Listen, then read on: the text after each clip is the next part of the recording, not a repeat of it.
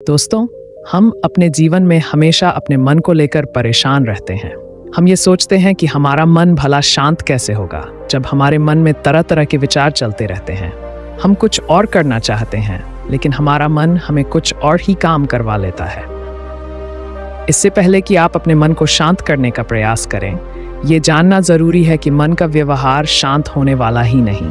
अगर मन शांत हो सकता तो इस दुनिया में सभी के मन शांत हो गए होते और हर कोई अपना जीवन सुखी सुखी बिता रहा होता। फिर ना कोई हंगामा होता और न ही किसी तरह की कोई तकलीफ। सभी का जीवन खुशी खुशी बीत रहा होता। फिर ना तो आप और न ही मैं पैसे कमाने के पीछे भाग रहे होते। समस्या यह है कि हम ज़्यादा से ज़्यादा चीज़ें इकट्ठा करना चाहते हैं, क्योंकि हमें लगता है कि जितनी ज़्यादा चीज़ें होंगी हम उतना ही सुखी रहेंगे। लेकिन वास्तविकता यह है कि बाहर की किसी भी चीज़ में कोई सुख नहीं है और न ही उनमें कोई दुख है। यही कारण है कि जब हम किसी चीज़ के पीछे भागते हैं, जब हम कोई चीज़ पाना चाहते हैं, तो उसे पाकर हमें पल भर के लिए खुशी मिलती है, लेकिन बाद में हम उस खुशी का एहसास नहीं कर पाते। वह खुशी दुख में परिवर्तित हो जाती है और इसी प्रकार हम एक चीज़ से दूसरी से तीसरी चीज़ के पीछे लगातार भागते रहते हैं। हमें लगता है कि यदि हम वह चीज़ पा लेंगे तो हम सुखी हो जाएंगे, लेकिन वास्तविकता में वही सुख हमारे दुख का कारण बन जाता है, जिससे हमारा मन बेचैन रहने लगता है। हम उस चीज़ को पाने के लिए तरह तरह के उपाय करते हैं, जिससे हमारा मन और भी बेचैन हो जाता है और ये बेचैनी धीरे धीरे चिंता का रूप ले लेती है।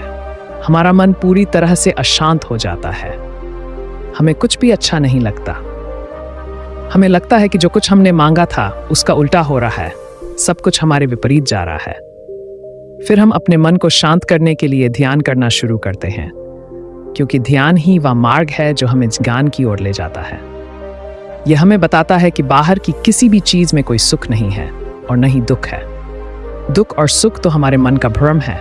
यह हमारे मन की एक उपज है, जिसके लालच में हमारा मन हमें यहाँ वहाँ भगाता रहता है। जैसे कि महीनों से भूखे एक भिखारी को अगर एक सूखी रोटी भी मिल जाए तो वह उसके लिए सुख है, वह उसके लिए अमृत है। ठीक उसी के विपरीत यदि किसी धनवान के घर पर 56 प्रकार के भोग भी बन जाएं, तब भी वह उन्हें खाकर दुखी ही रहेगा। यह तो उसकी मानसिकता पर निर्भर करता है। इसे और अच्छे से समझने के लिए आज जो कहानी मैं आपको सुनाने जा रहा हूँ, उसके माध्यम से आप ये समझ पाएंगे कि हमारे मन की स्थिति क्या है और हम इसे कैसे नियंत्रित कर सकते हैं। तो चलिए बिना किसी देरी के कहानी शुरू करते हैं। एक समय की बात है। एक गांव में एक युवक रहता था। वह हमेशा चिंताओं और तनावों से घिरा रहता और उसका मन बहुत अशांत रहता था। उसने अपने जीवन में बहुत प्रयास किए, लेकिन उसे शांति का मार्ग नहीं मिल पा रहा था। उसके मन में विचारों की अराजकता थी और वह नहीं जानता था कि इन विचारों से कैसे छुटकारा पाए। एक दिन किसी ने उसे बताया कि गांव के पास एक प्रसिद्ध बौद्ध भिक्षु का आश्रम है। वह तुरंत वहां पहुंचा और बौद्ध भिक्षु के चरणों में गिर पड़ा। युवक ने भिक्षु से कहा, गुरुदेव, मेरा मन बहुत अशांत है। मैं शांति की तलाश में हूँ, लेकिन मुझे कोई रास्ता नहीं मिल रहा। कृपया मुझे बताइए कि मैं अपने मन को कैसे शांत कर सकता हूँ। भिक्षु मुस्कुराए और बोले, बेटा, मन की शांति पाना कोई आसान काम नहीं है, लेकिन असंभव भी नहीं है। सबसे पहले तुम्हें समझना होगा कि मन हमेशा विचारों से भरा रहता है। जैसे एक नदी में पानी लगातार बहता रहता है, वैसे ही हमारे मन में विचार भी लगातार आते रहते हैं। लेकिन सवाल यह है कि हम उन विचारों के साथ कैसे पेश आते हैं। युवक ने ध्यान से सुना और फिर पूछा, गुरुदेव, क्या कोई ऐसा उपाय है जिससे मैं अपने मन को जल्दी से शांत कर सकूं? भिक्षु ने उत्तर दिया, जल्दी से कुछ भी प्राप्त करना संभव नहीं है। शांति पाने के लिए धैर्य की आवश्यकता होती है। ध्यान और साधना के माध्यम से ही मन को नियंत्रित किया जा सकता है। फिर भिक्षु ने युवक को एक कहानी सुनाई। एक समय की बात है। एक गांव में एक किसान रहता था।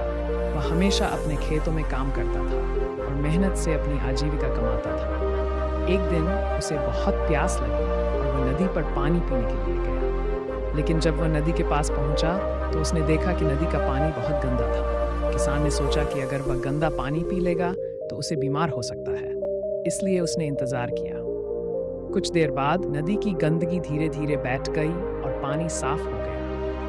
तभी उसने साफ पानी पिया और उसकी प्यास बुझी।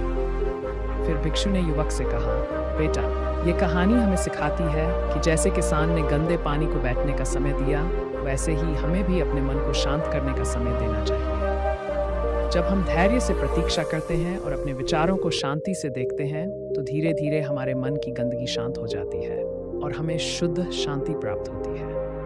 युवक ने भिक्षु की बात समझी और कहा, गुरुदेव, मैं आपकी बात से सहमत हूँ। अब मैं धैर्य से ध्यान करूंगा और अपने मन को शांत करने का प्रयास करूंगा। भिक्षु ने उसे आशीर्वाद दिया और कहा, याद रखना, शांति बाहर की किसी वस्तु में नहीं, बल्कि तुम्हारे भीतर ही है। ध्यान करो, अपने विचारों को देखो और समय के साथ तुम अपने मन की गहराई में उतरकर शांति प्राप्त करोगे।